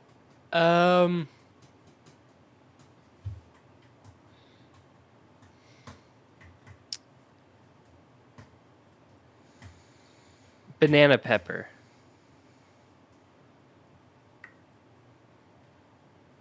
We're at 3. We're back down to 3, I think.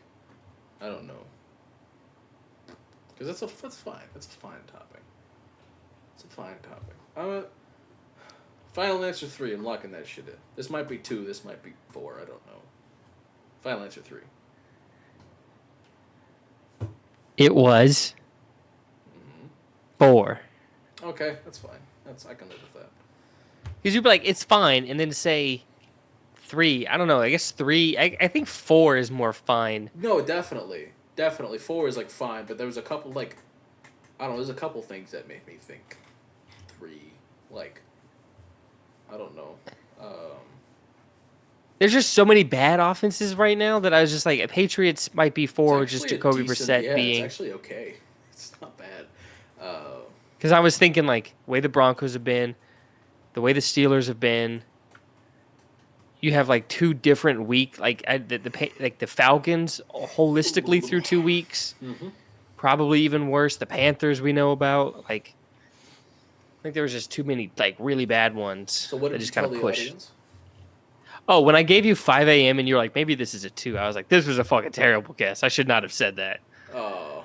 I was like, I should have said 6 a.m. That's what had me at 3 because like that's like when you're waking up, and who the fuck wants to wake up and go to work, Dude, because there's some fucking Sigma male grind set dudes. I get up at 5 a.m. I'm not making a get ready with me daily routine type shit, but no, I'm hauling my ass to the mines. You know what I mean? Like, whatever. Anywho, all right, I'm gonna think of a number real quick. Don't shut your eyes yet, because I don't want you to be stuck with your eyes shut for like years. Too late. Or something. Okay. The audience has seen my number. Okay. Opening my eyes. Hello.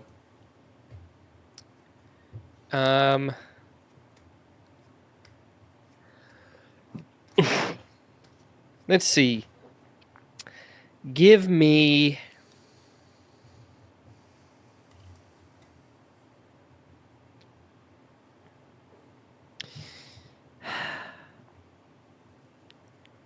just give me any hairstyle.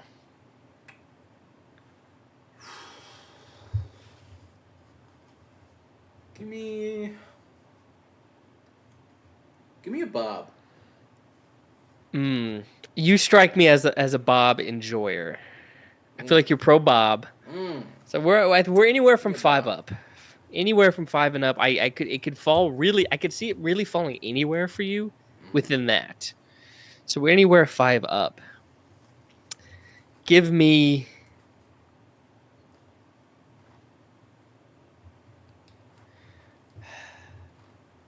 You have to elaborate on this when we're done, by the way. I'll elaborate on that when we're done. Bob on a guy. On a twink. No, I have to elaborate when we're done. Very important thing I have to highlight. Give me a European country.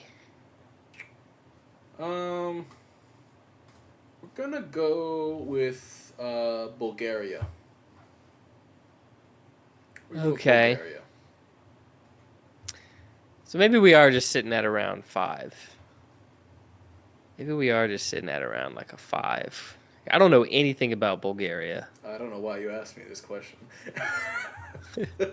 To be quite frank with you, I don't know why you asked me this question. But are you a Bob hater? I don't know why you're assuming I'm a Bulgaria hater for that route, but I don't know, man. Are you a Bulgaria lover? I don't know. Give me a Gen 9 Pokemon. Ooh, this There's a little tease for because I'm getting there to ending my Pokemon and what they're based on series. Scovillain. He cool. Little Hydra Pepper. Yeah, it was Scovillain. Okay, maybe I'm thinking 6. Right now, I'm just kind of feeling like a 6.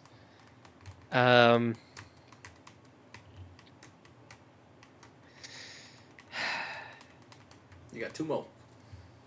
You know what? I got 2 more for y'all. Give me a biome. Give me like a rainforest. Okay, maybe it's like a 7.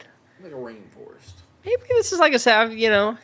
I know you like to chop down rainforests, so that could be like why you. I love deforestation. I fucking love the fact that the Amazon is like 70% gone. I revel in that shit, dude. Sick.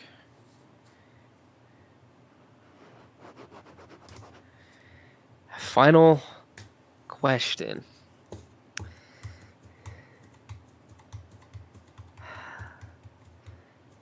Give me a fast food restaurant.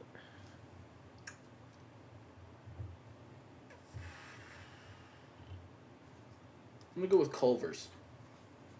What? Something God, I've never been there. To you, I can think of something real quick. Something that'd be more familiar to you.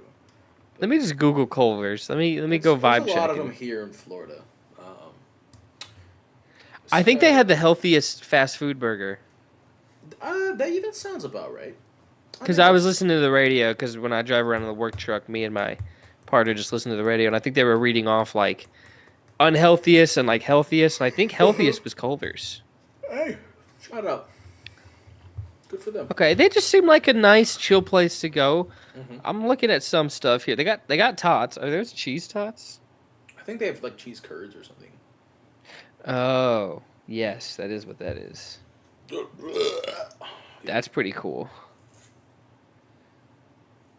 Those pretzel bites? Probably. I don't think I've had them. I've only been to Culver's like twice. Mind you, I don't really get fast food very often, so it's not like I was gonna say I didn't think you did. Let's go. 6 or 7 is where I'm stuck between. So I just gotta flip a coin here. My answers were Bob, Bulgaria, Scovillain, Rainforest, and Culver's. See, Rainforest is the only thing giving me pause. But would you Rainforest is cool? Like it's aesthetically cool. It's cool and other stuff. But do you want to be there? Probably not. Well, I mean, do you know my criteria for this? I have no idea. That's what I'm saying. But that's what I'm saying. I'm looking through it as many angles as I can. Jacob's thick ass clapping through the rainforest, alerting all the bugs. Especially it's wet from all the rain. God, that shit's gotta be thunderous. You know what I mean? Oh, dude. Each step you just smell a little worse from rubbing everything in. Let's go with 6. I'm gonna go with 6. Scovillain. See, he feels the most like any. I have the strongest feeling about what number he could be, and I'm probably wrong. Mm-hmm. But just to me, he screams the most one number than the others, and he just screams 6. And I'm gonna find out you're like a fucking Scovillain lover. You're gonna show me your tattoo of him. This is a 10 all along, but I'm going 6. 6, final answer. I named a grass type Pokemon and you went the lower of 2 numbers? Come on, man. Come on, man. I mean, come on, man. I'm gonna lose my mind. He's grass fire. That shit's fucking cool. And he looks cool. Like, I love Schofield. He looks like a 6. He looks like a 7. 7! Bitch. I should have fucking. My gut was saying, hey, Right. Rainforest can't be 6. Rainforest is a 7. That shit fucks. Fuck. Okay, now, my explanation with the bob here. There's a big difference, a huge difference between a bob and a fuck-ass bob. A fuck-ass bob is like a 1. Oh, you want some dumb shit right now? No. No. Fuck-ass bob. Is that official terminology? Yes. In queer culture, anyways. But Oh my there's a bob which goes hard. I fucks with bobs. You're right. I'm glad I struck you as a guy who's like pro bob, because I am. Bobs go hard. I'm pro I bob. looked up fuck-ass bob. And you see what I mean. You see the vision. That shit stinks. That shit's terrible. Definitely. Show the audience. Show the audience what the fuck ass bob. This is what comes up. This is just what comes up when you look it up. That's what I'm saying. Fuck ass bob. Even Look, Edna? They got Edna down there. That's what I mean. The fuck ass bob. That shit don't That's look right. that's a little. I don't know. She makes everything cool though. She rocks it. It looks good on her. It would not look good on anybody else. Only Edna could pull Bob. it. Bulgaria as well. Now the reason Bulgaria was so high for me. One, I got a friend who lives in Bulgaria, and then what do you call it? Fuck Bulgaria. I was watching a Hive Mind episode, and then Quadeca was on. They were doing this thing called Audio Olympics, and Quadeca was like, "Yo, I don't know if you guys represent the U.S. or not, but I chose a different country to represent, and I chose Bulgaria." And he got like really into like the role play of like actually being Bulgarian for this episode, and I just thought it was really cool. So like one of my favorite artists pretending to be Bulgarian for a game that he was playing, and then also I got a friend who lives in Bulgaria, so shout out Bulgaria. Also, it's Balkan, and like I made a Balkan leg day that one time, and I've got like a Bulgarian. Oh wait, no, it already exists. Bulgarian split squats. It's already a thing. That already exists. Yeah. Yeah. And those suck. They're great. Like They do. But they suck. Yes, but a small collection of Balkans is going to ruin your legs. It's great. But yeah, Bulgarians. Shout out Bulgaria, man. Shout out Bulgaria. Fuck Bulgaria. Man, fuck you. This podcast is now officially anti-Bulgaria. No. This podcast is now officially you're not anti-Bulgaria. You're not doing this fuck ass. Hey, shit ass. You're not doing this on my fucking episode, okay? This podcast is pro Bulgaria. It can be anti-Bulgaria. Fine. Then this podcast is pro fuck ass Bobs. No, that's even worse. Go fuck yourself. Pick one. No, neither. My show this week, damn it. Fuck Bulgaria. Show. No, sexually, I'll penetrate Bulgaria. Fuck Bulgaria. We want to do top 3? Yes, sir. Ladies and gentlemen, top 3 of the week. Places to buy groceries. What? Places to buy groceries. We're buying groceries. We're going grocery shopping. I went grocery shopping today. This is great.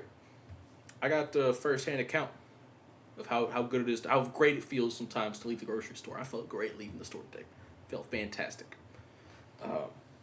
Sir, the floor is yours. You're the guest. You go first in this segment. Your third favorite place to go grocery shopping. What we got? What's on the docket? I'm going to go... See, this is going to be tough because it's really just one or bust for me. Mm-hmm. I think so I know everything else is like Everything else is supplemental. Like this is a place I think I know what your number one you is. definitely should know where my number one is. No, wait, what's great is that I think your number one is my number two, so we can talk about it together. Okay. So I think for number 3, I think I'm leaning.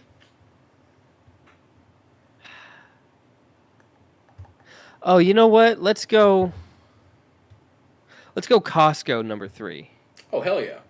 A lot of bulk items. We're Costco guys. Some great stuff you can get in there. I actually don't. I haven't really stepped inside a Costco in a minute, but Mother has some good stuff there. They got plenty of good shit there. Yeah. It's just great for bulk shopping. Salad kits are there. That are there are great too. Great bulk shopping. Great little food, little cafeteria. Costco number 3. Hot dog combo.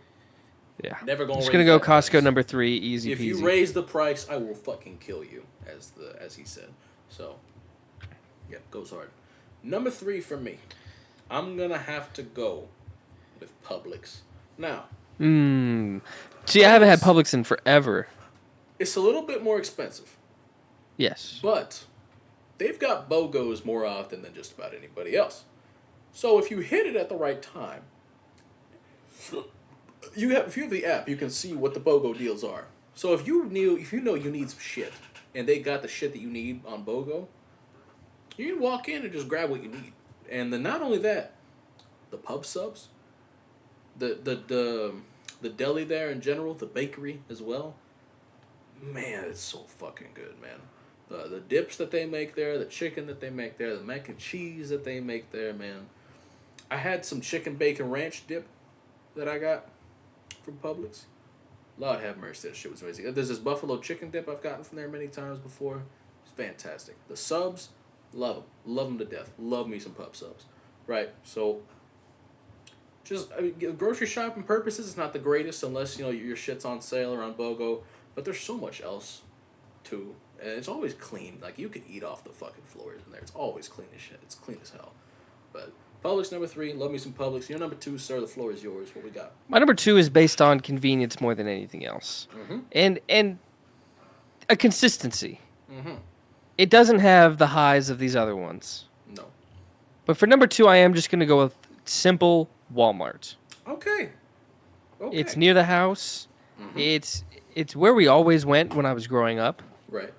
I think until we moved to certain places that had different stuff. But I do remember Walmart pretty heavily. But just, hey, we're missing this. You know what is going to have this? Walmart. Always. Always going to be there. It's also an ego boost to go into Walmart. Not trying to hype myself up too much. But you go into Walmart, you look around at people, and you go, you know what? I feel good about myself today. I could be worse. So that's another great reason to love it. So I'm going to put Walmart at number 2. The first time I ever went to the Walmart nearest to me, I was with a friend of mine. We just went at nighttime so I could buy some bacon because I was going to make us bacon and egg tacos. Scary idea.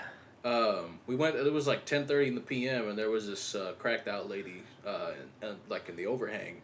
She was hanging out there, and then she started yelling like right as we walked by, and I'm like, okay. What'd you do with that, Jacob? Eyes up front. We just keep it going. So, you haven't lived till you've laid with a crackhead. I have no intentions. I've got zero intentions of living. No, thank you. But yeah, nah. I mean, the Walmart's the closest thing to me as well.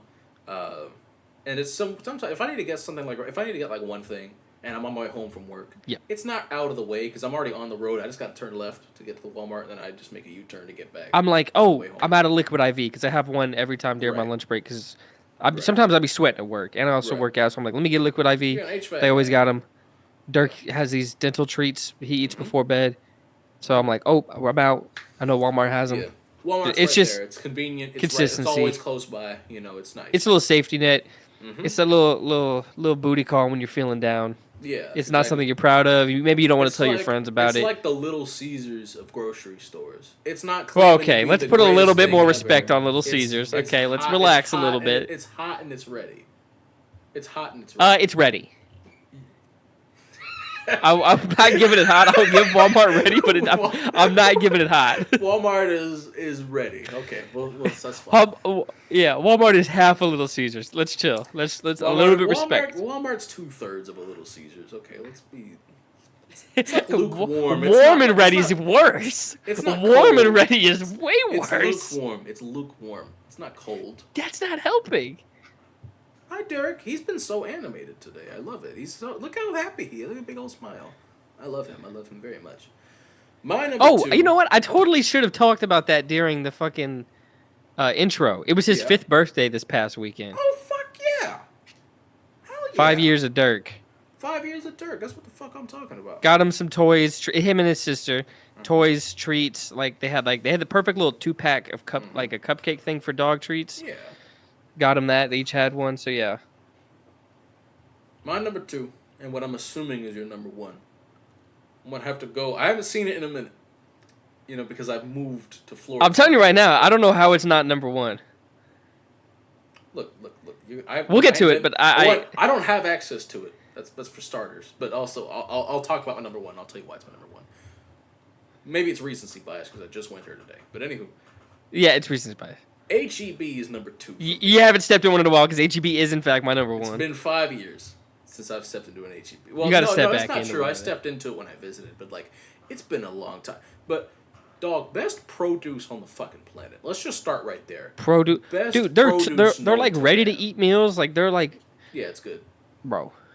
But I mean, like, if you want fresh fruit, if you want vegetables that don't got gnats on them, if you want spinach that don't already got the slime on it, take your ass to HEB if you got one. Produce always bangs at HEB. Always. It's like my mom's favorite thing to do whenever she's in Texas is to go to HEB so she can get really good fucking vegetables. Like, she loves it, dude, and I love it, man. I miss it. I miss having one close by, but HEB fucking bangs, dude. You get to talk about it too. Here's your floor. Dude, those like oven baked meals that they have, like those, the different sections is great.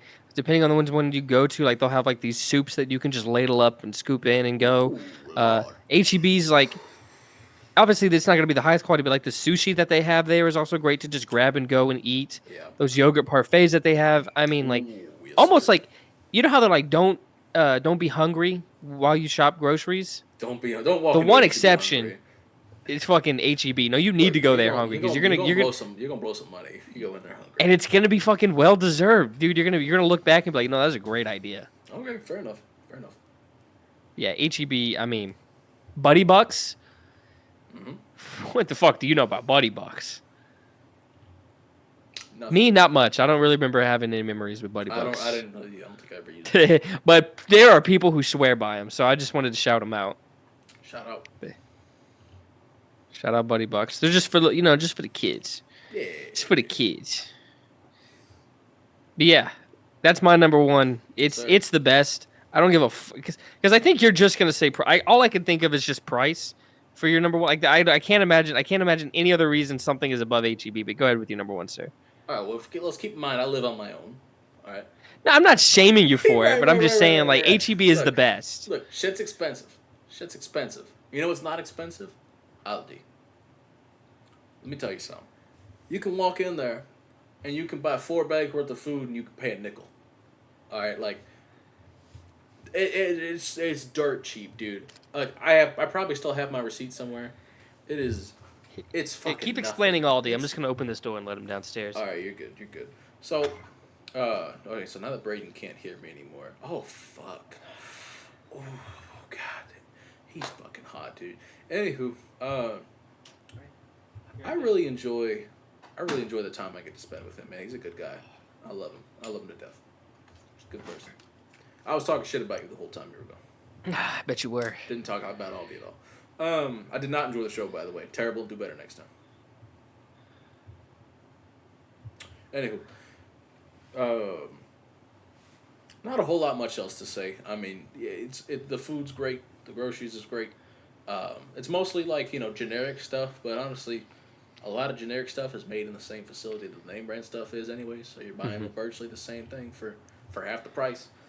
Fraction. They got name brand shit there too, and it's still cheaper than what you can buy. Like the fucking kettle cooked chips there are less than $2 a bag. Come the fuck on, dude. Insane. It's great, man. If you need groceries and you don't got no money on you, I gotta drive a little further for it because Walmart's like 5 minutes away. Aldi's like 20 minutes away. So it's not convenient for me to go to Aldi. It's like I gotta go a little bit, but it's You fucking go for your cheap. big trip You to go Aldi, for if I your need to get supplemental something else trip. afterwards, I'll go to Walmart. But if I'm getting like groceries, I'm taking my ass to Aldi, for sure. Plus, it's a nice drive. I don't mind it. So that's gonna do it for the top three.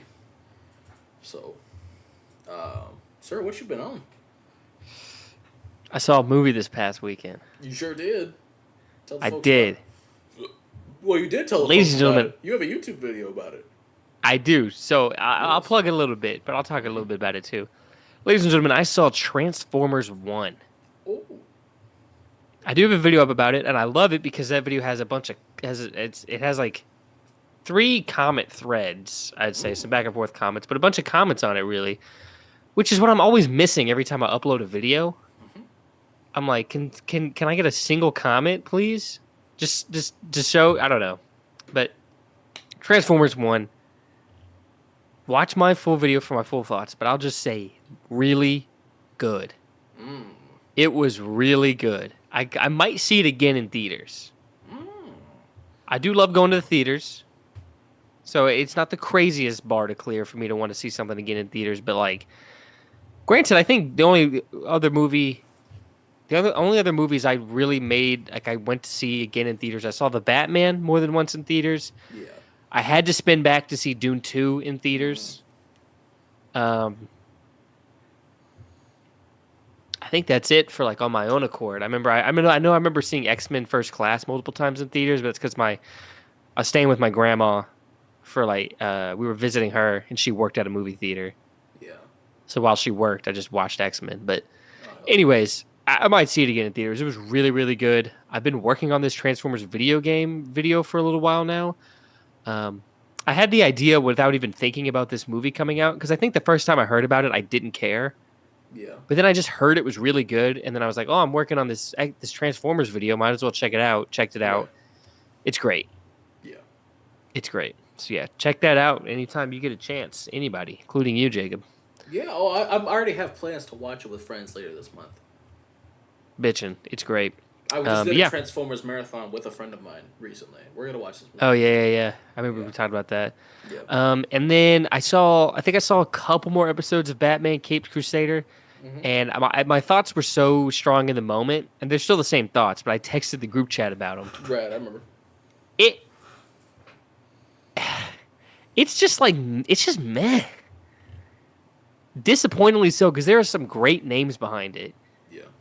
But it's just meh. Like, Batman is not the main character. Like, he is like the 4th main character in it. Speaking of Batman, though, I did hear news recently that The Batman 2 is going to be set in the winter. Well, yes, that's not quite the news I was getting Okay, to. that's been confirmed. But, yes, but I was looking for... Let me find it. Let me find it. Okay. The Penguin's name was changed from Oswald Cobblepot to Oz Cobb for the Reeves verse. Huh. The Talon's name is William Cobb. Oh. I'm not saying this is going to happen. I'm just saying, like, hello. Whenever Matt Reeves gave, like, some description of the Batman 2, it definitely heavily implied Court of Owls. And definitely.